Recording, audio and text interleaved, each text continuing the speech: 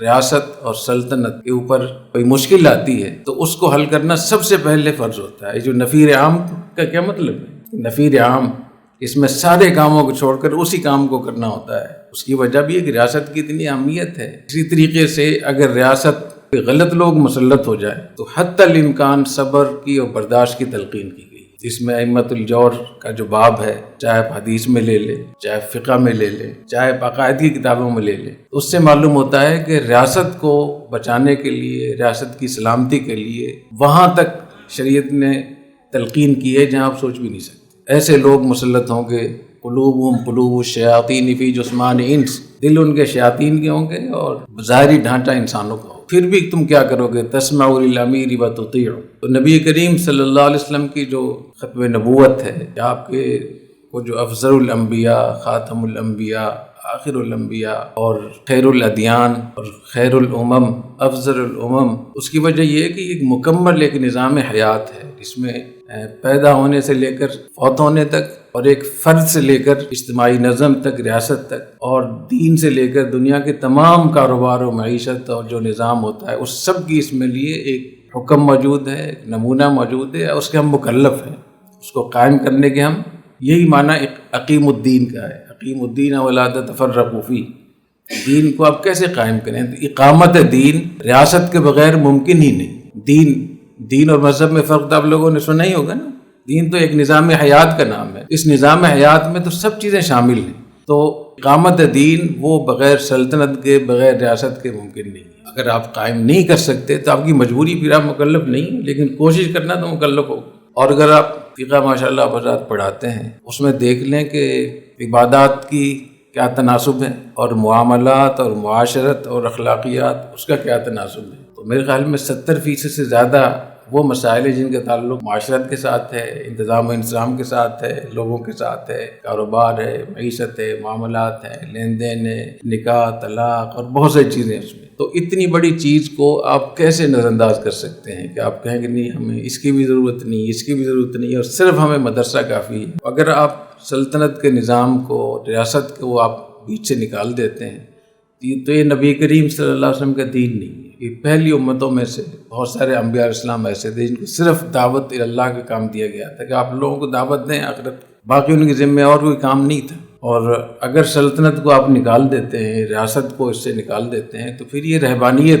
بن جاتی ہے پیچھے۔ جب آپ کا مدرسہ یا آپ کا گھر یا آپ کی تنظیم، آپ کی جماعت کسی بحران سے دوچار ہوتی ہے، اس وقت آپ کیا کرتے ہیں؟ تو اگر ایک مدرسہ اور ایک گھر کسی بحران سے دوچار ہو جائے تو جو وہاں آپ کرتے ہیں، تو جو ریاست سب کا مجموعہ ہے، اس میں آپ اتنے سادہ کیوں ہو جاتے ہیں کہ ایک جذبات یہ ہو کر فوراً کہ یہ کر دو اور وہ کر دو اور فلاں کر دو؟ کیا اپنے گھر میں بھی آپ ایسے ہی کرتے ہیں؟ مجھے ایک دفعہ ایک صاحب کہنے لگے، ہمارے خاص لوگوں میں سے ہیں، انہوں نے 2-3 دفعہ کہا کہ آپ کے مدرسے میں فلاں استاد ایسا ہے، فلاں استاد ایسا ہے۔ تو مجھے کہا مفتی صاحب، استاد صاحب آپ نکالتے کیوں نہیں اس کو؟ تو میں نے کہا آپ کی فیکٹری ہے ماشاءاللہ، آپ کی فیکٹری میں کوئی مینیجر گڑبڑ کر رہا ہو تو فوراً نکال دیں۔ کہتے نہیں میں سوچوں گا اس کے۔ المؤمن یحب لاخیہ ما یحب لنفسہ۔ تو آپ اپنے لیے پسند کرتے ہیں، وہ دوسروں کے لیے پسند کریں۔ اور ایک فرد کے مسائل اور ہوتے ہیں، لیکن ریاست کے مسائل جس میں مجموعہ ہے، ایک آدمی اگر وہ مضطر ہو جائے، اضطرار اور اکراہ سے دوچار ہو جائے، کیا معنی اضطرار ہے؟ کہ اس کی جان جانے کا اندیشہ ہو یا ایک عضو کے تلف ہونے کا اندیشہ ہو، تو اضطرار اور اکراہ کے احکام وہاں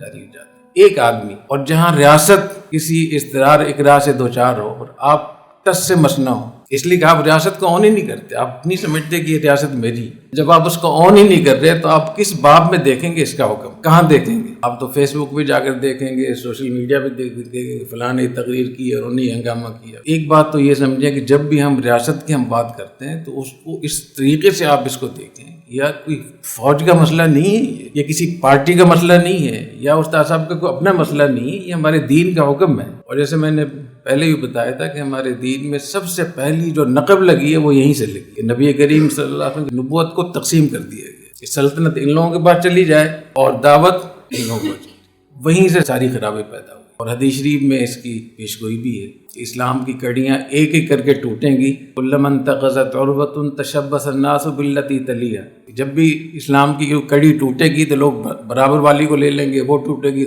اولہن الحکم، سب سے پہلے ریاست، سب سے پہلے ریاستی نظام۔ تو جب تک جو ریاست کے حکمران تھے وہ عالم دین بھی تھے، علوم وحی کے بھی ماہر تھے اور سلطان بھی تھے تو خیر رہی.